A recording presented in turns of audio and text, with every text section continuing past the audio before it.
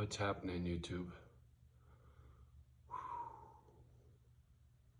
Sorry, I'm very uneasy this morning, for lack of a better description. My timestamp. There's gonna come a time in court, I'm gonna be glad I did that. How much you wanna bet?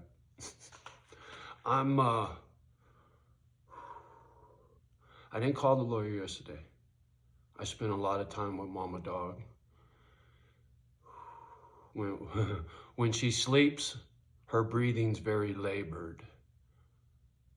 And when she's awake, she's glued to me. Anywhere I go, she follows me.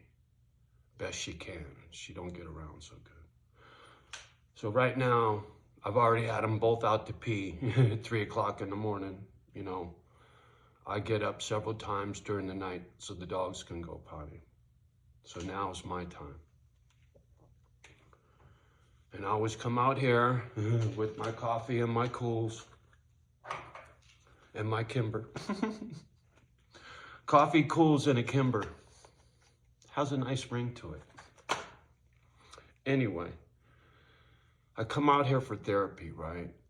Looking at the Harleys and the truck and rims and tires and tools. That's kind of that, you know, Tim the Tool Man, Taylor, macho man shit, right? If I have to explain, you wouldn't understand, ladies. Anyway.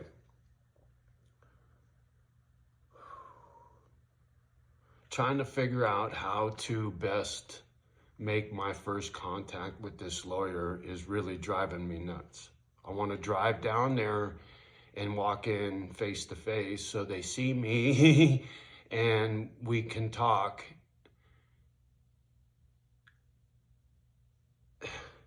So I don't know if it's best to just drive down there and just walk in cold or call them and make an appointment like a professional, right? So yesterday was tough. I was too much in my head.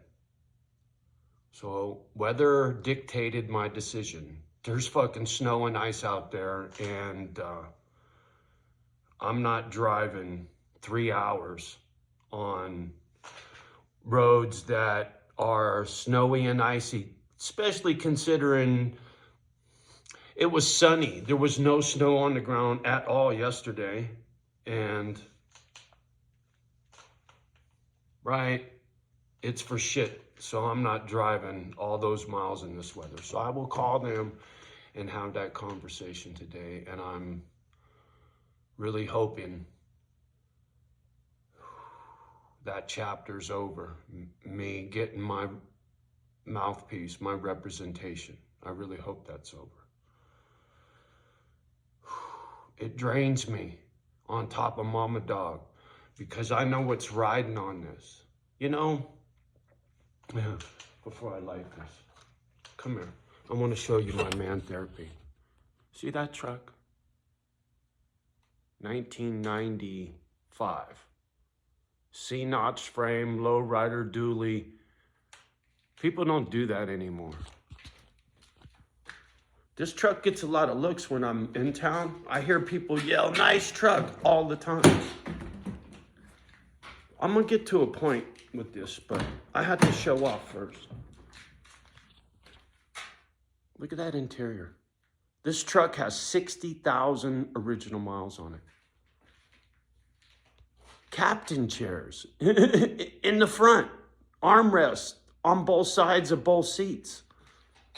That is so cool. You know how comfortable this thing is to drive? Look at that 454. Look at that engine compartment. 1995, right?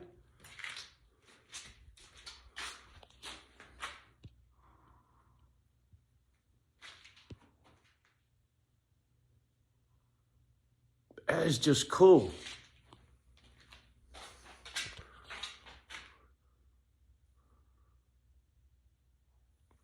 That is just cool. See that fairing on the ground right there? That's 3 Gs all day long. It's got the stereo and everything in it. That little fairing's turnkey. It's ready to go on the front of that FXR.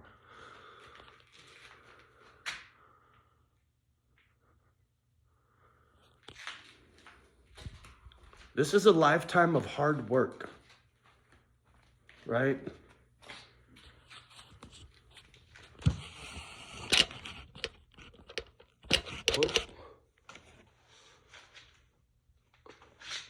A lifetime of hard work, not slinging dope, not doing dirt, earning a paycheck. Lived a hard life, an honest life. And then I got here. And I've been surrounded by dishonesty since I got here. Right down to the real estate agent that got me in this mess. I can feel my heartbeat in my neck right now. Stress is unreal. And I know smoking ain't good when you're stressed, but fuck you, man. I need something right now. I already took one out, right? Fuck, man. I'm a mess.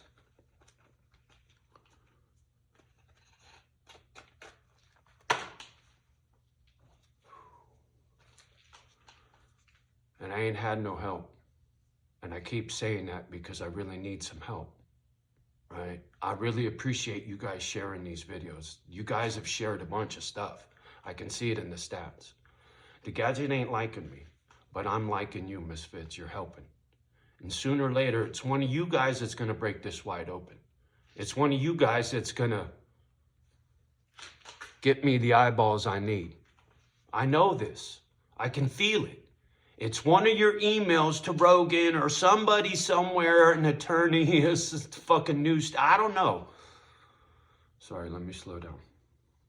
I don't know. But what I do know is I'm a good man, and I'm proud of myself for what I managed to accomplish with my life, given my Willie stories and all. You know, in the court docs, when I went and saw one of these lawyers that was a real asshole, he was making excuses for the other side, not listening. It just bizarre, but of course, his office was right across the street from the courthouse. He probably sat down and had lunch with the sheriff, lawyer across the street from the courthouse. Something tells me you and the sheriff are probably pretty good friends. Anyway, it's been tough. Just trying to get fair treatment and legal representation. I mean, I got a witness that lives right down the road that proved that somebody was in my fucking house, man, while I was in jail. And, you know, in the court docs, they were talking shit about me losing weight and me talking about me losing weight. I managed to get some of my weight back on, right? I'm not nearly as sucked up as I was, but for 61 years old, I'm still in pretty good fucking shape. And so, all that bullshit you motherfuckers were talking about me in those papers, oops, sorry, I'm a little excited, right? In those papers, it's gonna get used against you in court, right? Because I can see the collaboration between the sheriff and the neighbor. I can see it in the papers. I can see it in what they said while they were orchestrating my arrest.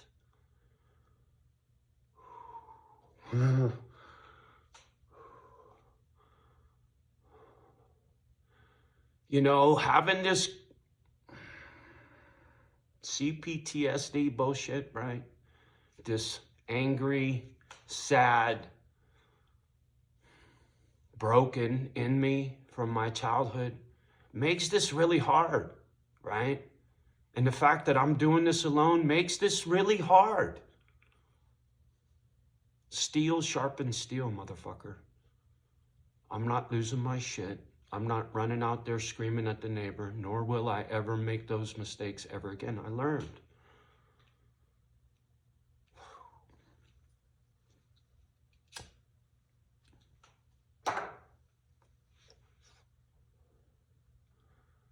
There's a lesson in this. No matter how hard life gets, You have to get harder. Keep it clean. You know what I'm saying? No matter what comes your way, you got to swing the bat and swing for the fences. And it doesn't matter if you get a K, right? Because you're going to get back up to the plate again and swing that bat again, right? There's 9 fucking innings to this game.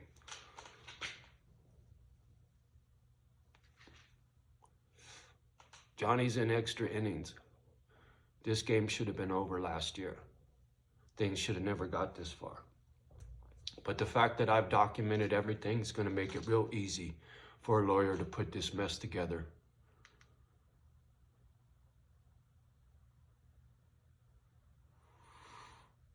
It's not right that things got this far out of hand for this long and that I've had to endure this bullshit.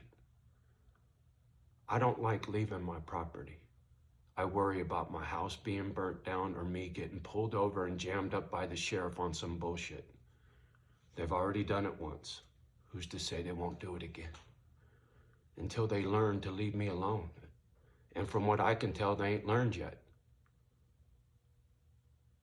There would have been from somebody, some official, to squash this. I'm not looking for a fight, nor am I looking for a lawsuit. You forced my hand. Sheriff, neighbors, all of you who threw me under the fucking bus, all you locals.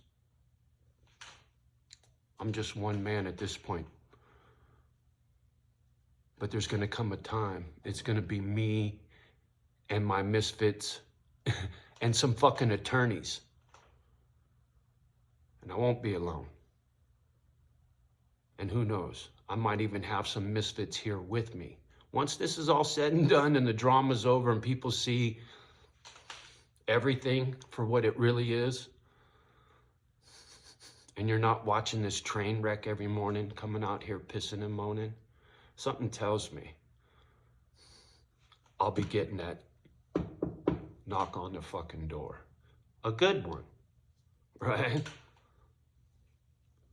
So, misfits, once again, thank you for everything. Me and the girls appreciate you a great deal. I'll be making that phone call today. Got a stomach ache.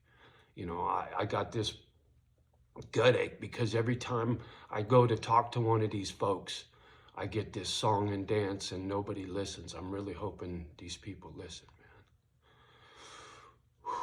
All right, gotta go. Much love and respect as always. Please, pretty please, share this story. Gotta get it out. All right, love you guys. Peace.